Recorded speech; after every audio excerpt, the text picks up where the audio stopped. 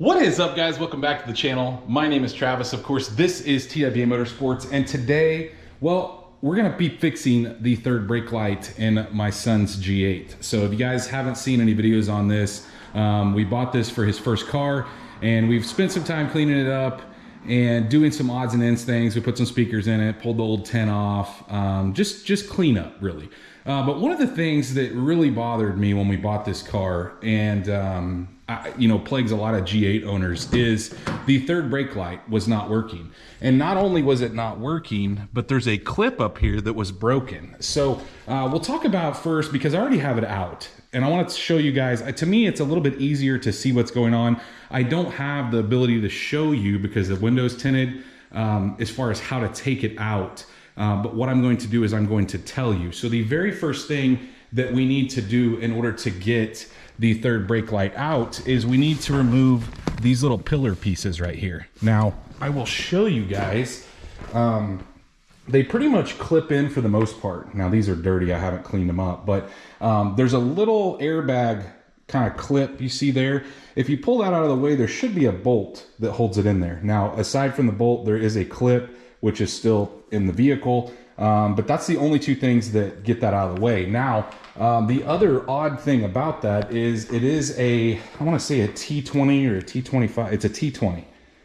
So that's how we get that out. You got to do that on both sides. Now, once we get that out, then you really, to get the room that you need to pull this thing down, you need to take this out. And these are the same thing. So if we open this up, you have that same T20 right here. Now, here's what's really a pain about this, guys. This has a plate behind it that kind of holds it, but we need that fall in this headliner to reach up here and get this thing out. So there's a couple screws, and I want to show you, once we get that loose, you literally just pull this thing down, and there's two clips that hold it up. But I'll try to get the camera up in there and show you guys here in a minute. But once you get that down, this is really, really odd. I need to move this over so I can show you, but they have these T20s that hold it in three places, hold this light. So this is normally what it would look like. You'd have your light here, and you have three of these T20s across here that you cannot see. You're gonna have to do this blind. You have to take these three out. Once you get these three out, then you can wiggle this back and forth and get this out, okay? And that is the hardest part, really. Once you do that, I've already taken this apart, but you can take these clips. There's little clips that hold this together. I'll set you guys up on a tripod when we go back together. But we really carefully pop these clips out. You can pull this out of the way, and then you have access to your LED that's bad. Now, here's where it gets really odd. GM wants to sell you this entire piece, and it's like 200 bucks. Well, you can get this guy for like 60, and all it is the LED strip, because that's all that goes bad. This plastic generally doesn't go bad. Your brake light generally doesn't go bad. I do have a couple broken pieces on mine because some guy who owned this vehicle or girl or whatever before me had put a Pontiac logo right here, and so they just yanked it down and shoved it in. Well, when they did that, they broke one of the two clips that hold this thing up in place. There's two clips that hold it into the into the roof of the car.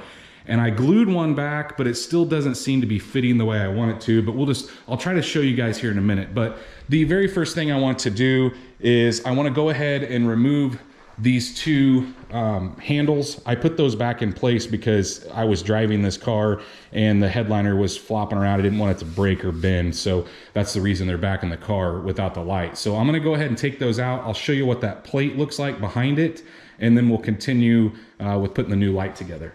So here's what I wanna show you. You can see that plastic plate back there and how it lines up behind. When we move this, a lot of times that'll fall down. Another thing is, you see this little piece that sticks out? That obviously has to line up in that little hole, and that kind of helps keep it in place. But you can see how much it moves, and it's all one piece, but it is kind of a pain. And so once we have that loose, we have obviously quite a bit more fall on the headliner here, where we can get our hands up in here and get that piece loose. But I wanted to show you guys what I was talking about when I said that plate. This is what makes it kind of hard to put back together. but it can be done. It would help if you had two people, but we'll try to get it done with just me. Now, once we have both these sides out, we, like I said, have a little more fall in the headliner, and you could see on one side where my clip was broken, it's not wanting to set up in there, but there's two clips, one about right here and here, and it really helps if you use two hands, one here and one here, but since my other one's jacked up, I'm just gonna pull this straight down. You can hear it unclip, and then we'll get that fall. You may have to untuck it from the side trim, but we get that fall that I'm talking about. And then I'm gonna try to, the camera's gonna get kind of weird, guys, but try to show you up in here what I'm talking about. You could see the clips.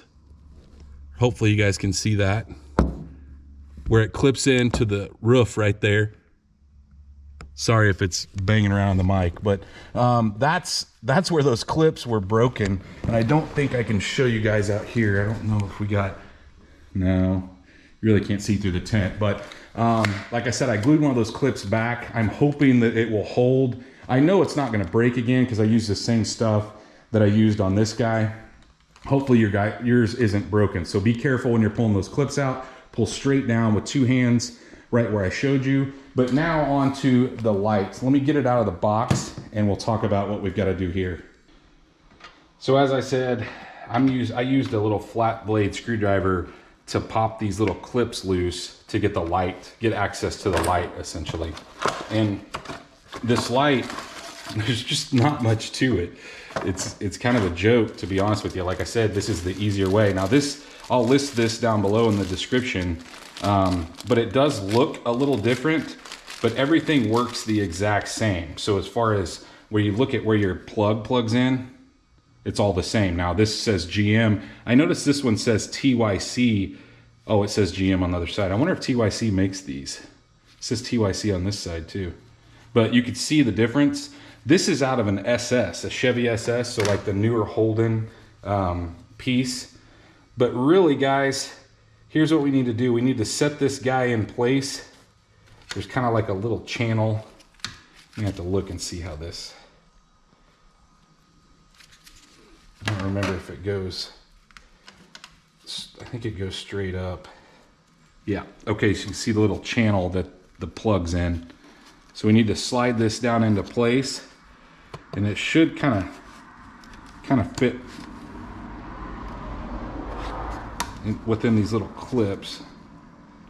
Keep it steady. There we go. I want to get it a little further down in there. Just need to push it down, and then once we get that in, we can go ahead and clip our light on. I feel like it needs to go down a little further. Maybe not. Yeah, I want to get it to go down a little further. There we go. You can see these little clips right here. We need to get past those. I think we are now. Except for this last one.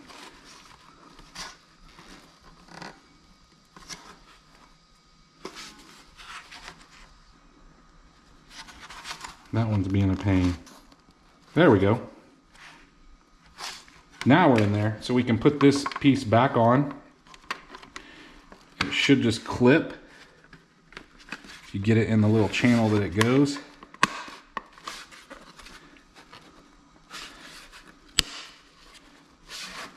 I think we got all our clips in place, and now we're ready to go back in. Now here's where I can't show you guys much.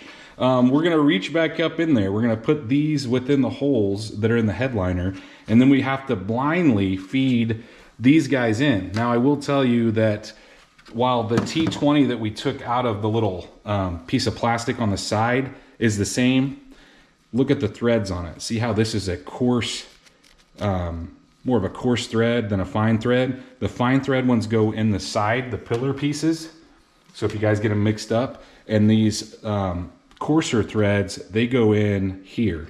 So you can see what a pain. I'm gonna take my gloves off because it is a pain to get these lined up. When I took it apart, my son was out here kind of guiding me because the windows weren't tinted, but I wanted to leave this out so the window tint guy could go straight across and we wouldn't have this cutout of odd looking. I just don't like that. So Here's what I'm gonna do first though. I'm gonna plug this thing in. We're gonna make sure that it works because I don't wanna spend all this time doing this. So I'll get it up in there, plug our plug in, and then we'll test it before obviously we put everything back together. So I've got the key in because I don't think it works with the key off. And so, sweet. Now we need to just blindly thread that thing back into place. Once you get your light screwed in with those screws, one of the hardest things you'll ever do, you can see I've got a little bit of a crease there, which that's because it was falling before. But the clips are tight, so you just push right here and right there. Your clips will go up in there. And then now we need to reassemble this. So you can see that mine actually stayed in place here, but we need to push this thing up. You're gonna have to pull your rubber trim right here down, kind of get this thing up in place. Now here's the problem. While you're doing that, this thing may slide down and then we may have to start over, but it doesn't hurt to have maybe a plastic screwdriver or a flathead just to grab. You can stick in here. I'm not gonna be able to do this with one hand, but you can kind of put it in here and hold it while you're putting this in place. Otherwise, it has to be up flush in order to grab. So that's kind of where we're at now. I'm gonna go ahead, see if I can get this rubber trim on the headliner underneath it, and hopefully this doesn't move. Like I said, this is just a one-man operation here. So if it doesn't, then we'll go ahead and put this in next. This one wasn't too bad. You know, the other thing working against you is this thing's spring-loaded, so you're trying to keep it down while you get the screws in. But yeah, I was able to get you can see the trims tucked in nice and neat. And so now I'll go ahead and do the other side, and then we'll clean up those back panels and see if we can get that guy back into place. Now that we got this guy installed, we need to go ahead and put our trim piece back. And honestly, guys, there's just that one screw, like I had told you, that goes right there. But there is a clip, and so I'm going to use my clip removal tools to pop this clip out of here and get it put in the panel, and then we can have this all back together. So as you can see, we've got everything installed. The brake light is working. Back here, guys, you want to make sure that you get your clip lined up, but then there's a couple clips that kind of go around the seat belt here, and then push it in, obviously put our screw back in that I showed you earlier. And yeah, I mean, it doesn't fit great from the factory. It's just not the greatest fit. And then the other thing is make sure that the rubber from your door ledge comes up over it. It needs to go under that, just like the headliner did earlier. But all in all, not the easiest thing to do, mainly because you have to reach up there and feel that stuff blind, but definitely a way cheaper version of replacing than, you know, like what I talked about earlier with the new GM piece costing so much money. It's just not worth it to me to spend that much when you can just replace that light. But either way, another thing finished. I think, guys, I told you, like I said, when we buffed this thing in the last video, that was the only thing I had left. Other than I did have to glue this piece, which I need to pop off and glue. But other than that, we're finished. So you guys probably won't see much of this unless he breaks something. But hopefully you guys have enjoyed, you know, some of this stuff on this car. Like I said, I think it looks a lot better than when we originally got it. Obviously things work better. He's excited about the, I don't know if I ever showed you guys the stereo in the trunk. You know, as a teenager, I know how it was, and that was more exciting than anything, but do have a couple JL Audio W3s in there that he's really excited about. But anyway, yeah, I think we're finished with this car until he breaks something. Hopefully he does not. The other thing is, I may, let me know in the comments, guys, if you want to see this. I'm going to use HP tuners to put a new top speed on this car. So he can't just go flying down the road. And I don't know what I'm going to set it at, probably 65 or 70 miles an hour. Now, look, he could still get hurt at that mile per hour. But let me know if you guys want to see me do that, because that is the only thing I really have left to do. I wasn't going to show you, but if you guys want to see me do that, if you have a teenage driver and want to kind of dumb down their car so they don't do stupid things, because I know how I was as a teenager. Luckily, I had a car that wasn't very fast. So anyway, if you guys did enjoy this video, if you have enjoyed watching this G8 come together, please, like always, go down there, smash that thumbs up button. Guys, if you are not subscribed, please go down there, hit that subscribe button. Of course, ring the bell icon that notifies you every single time we drop a new video, and stay tuned to see what we work on next.